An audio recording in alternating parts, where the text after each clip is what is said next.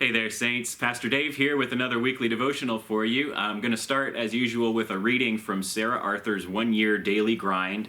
And this one's about reflections.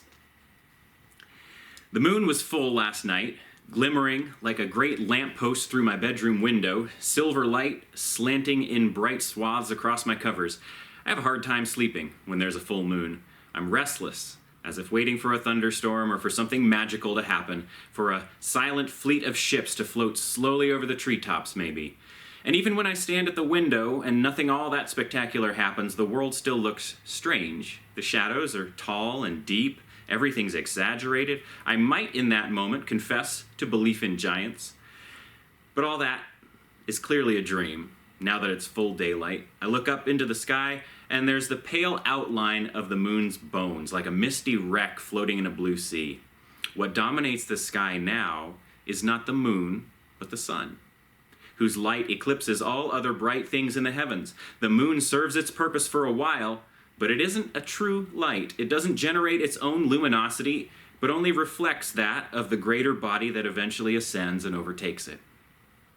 So it was with John the Baptist. He was like the moon. People stared at him in awe, marveling at the strange and exaggerated ideas he created by his strange and exaggerated light. And while John was alone in the night sky wilderness in Judea, he shone brightly enough. But it was because he was reflecting the true light of Jesus, who at that moment was still below the horizon of the people's awareness. Once Jesus entered the scene, John faded into the background, which is why he said, "Jesus must become greater and I must become less." John, the moon, sank out of sight and ultimately was extinguished, while Jesus, the Son of Righteousness, rose with healing in his wings. So, am I becoming less and less as the sun rises? Or do I fancy myself brighter than John? Saints, I really like the poetic imagery that Sarah used in that Devo. I think that's such an awesome metaphor or a symbol for the way that we relate to God as the sun and the moon. In fact, Scripture has used that imagery itself. But the idea that we reflect the sun's light. We reflect God's light, Jesus' light. We don't have our own light. It doesn't come from us, just as the moon doesn't have its own light. It doesn't produce that by itself, but it depends on what the sun creates. And what it does is mirror that back to the earth. And the moon has that ability really only in the darkness, really only when the sun is not itself present. Now, in our own world, in our own lives, we see the same thing, don't we? We can reflect God's light, but when we try to go out there and outshine God, it can't be done. When we try to go out there and be a better Jesus than Jesus, we're going to fail.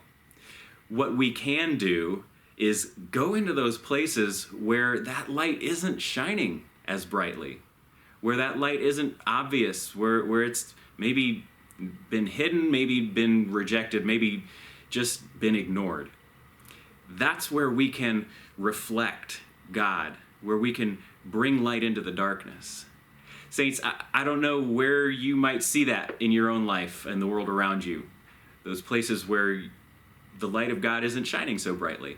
But maybe that's where you are being called to be the moon to God's sun, and to not replace, not stand in place of Jesus, but to reflect his light to a world that needs to see it.